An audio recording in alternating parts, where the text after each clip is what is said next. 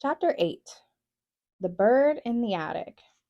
Snow White sat alone in the attic among her mother's old belongings, remembering how things were long ago, in the time before her stepmother died and became the mother Snow White had always wanted her to be.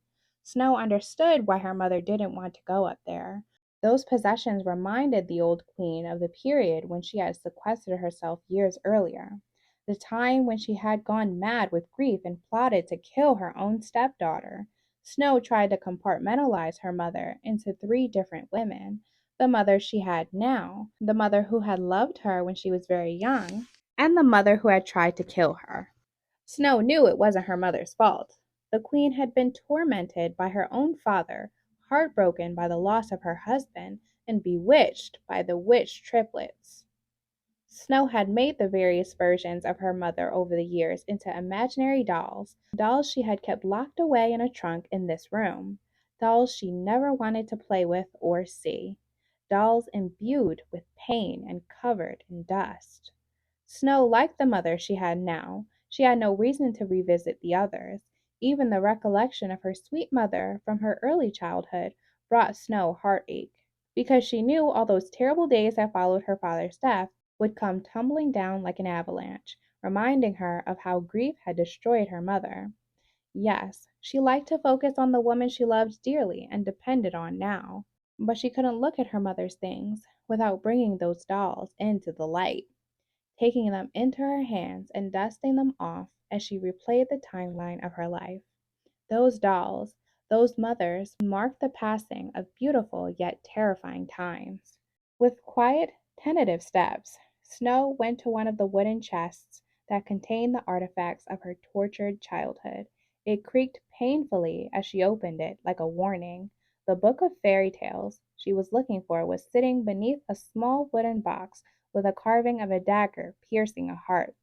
Something about the box sent chills into Snow's own heart. She didn't want to know what was in it.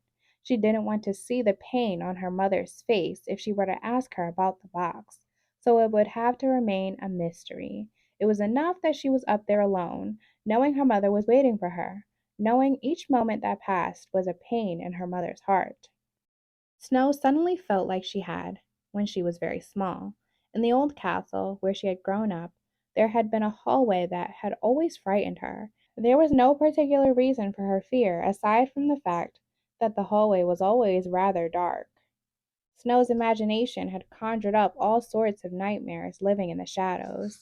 But she used to have to walk down that hallway every day to reach the classroom where she met her tutor. Some days she was so afraid that she would run, even though she knew her governess, Verona, would scold her for her unladylike behavior. Snow hadn't cared. She had felt compelled to run for safety even in the bright light of day. Snow White felt like that now. She tried not to look at what else was in the chest. She tried to suppress the pain surging through her heart. Snow removed the book as quickly as she could, trying not to disturb the other contents. Then she slammed the chest closed, causing dust to cascade into the air where it glittered in the sunlight streaming through the little attic window. She looked at it for a moment, dazzled by the brilliance of something seemingly mundane. Snow mused about how something usually so ugly could turn into something quite beautiful. And she remembered her mother's transformation, her mother's beauty, and suddenly she wasn't as frightened.